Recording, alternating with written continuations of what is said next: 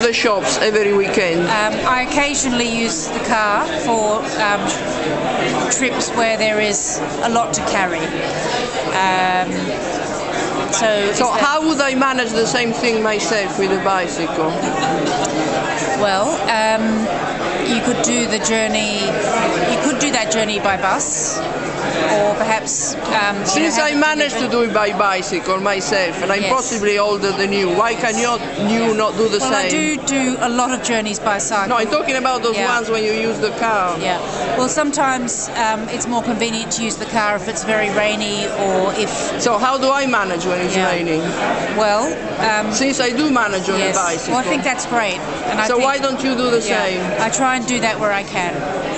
When you do use the car, why do you choose to do that? Occasionally I use the car because I think it's a convenient use of transport, and particularly if I have several things on in one day. So are you advising us all who walk and cycle to buy a car instead? I think what's good is if people can walk as much as possible, cycle as much as possible, and reduce the number of car journeys that they make. So since you yourself drive, would you recommend that we do as well? I think the choices that people make are down to them. But as a policy maker, I would try and set a framework in the way that I did when I was the leader of Islington Council. Since you are saying that you yourself drive, do you recommend it only for yourself or also for people who now cycle and walk?